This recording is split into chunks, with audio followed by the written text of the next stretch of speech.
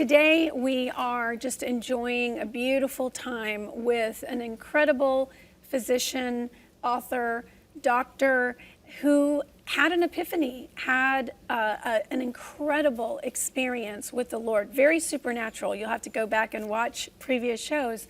And what happened is that God spoke to him about something that he wouldn't be doing for 20 years.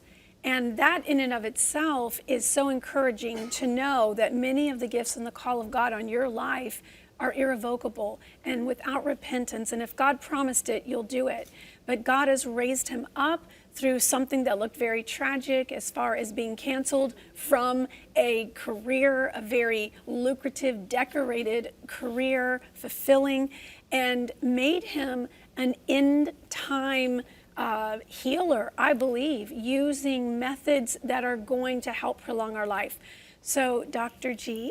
Neil Goodman, so great to have you back with us today. Thank you so much for having me again. I appreciate it. Could I ask you a question? Of course. Could you please tell me if coffee is nutritious and good for us? Okay, well, coffee by itself probably doesn't have nutrition, but it does have a lot of beneficial properties. Okay. It's a very, very powerful antioxidant. It has good compounds in it that are helpful to reducing oxidative stress and damage that occurs to the body, but it's not so great if you don't sleep.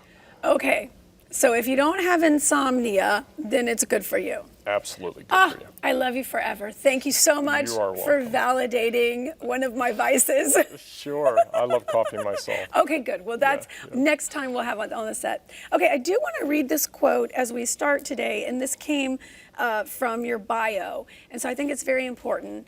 It says that Dr. Goodman left the corporate world of medicine because of the limitations it placed on the doctor-patient relationship and the pursuance of medical autonomy that his patients sought to have.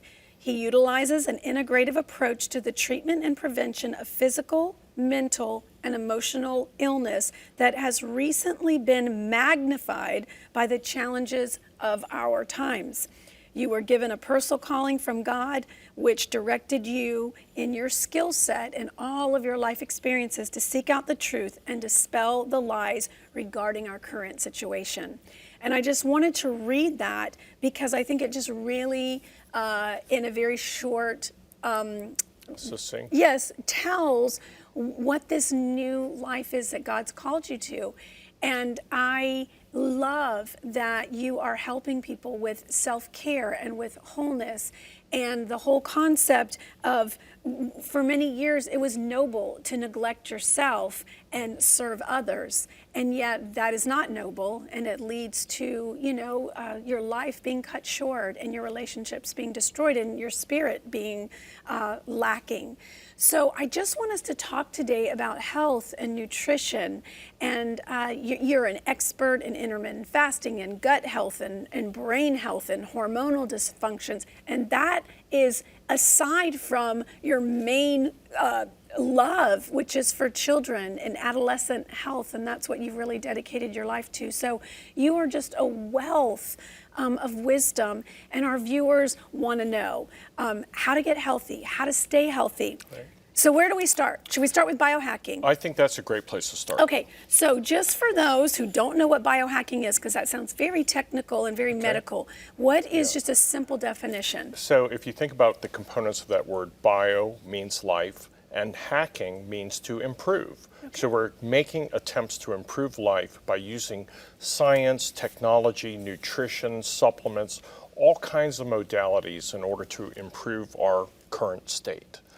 So we're kind of taking our health back into our own hands, right? Right, exactly. Well, Jen, do you take vitamin C or do you take vitamin D? I do. Well, you're a biohacker. Well, I'm a biohacker. Yeah, you're a biohacker. And thank God, I don't know why. I think from my grandmother. She died when she was 99 and 5 months.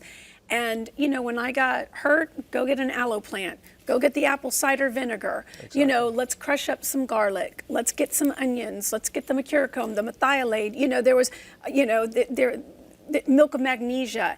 And I just watched her. She had her own garden. And I watched her life. She lived a full life and wasn't on any medication when she went to be with the Lord. Right. So I think that change me, but most people don't know how to do that. I think that sometimes there's an unnatural reliance on medical practitioners for always the pharmaceutical answer. We always want the quick fix. Right.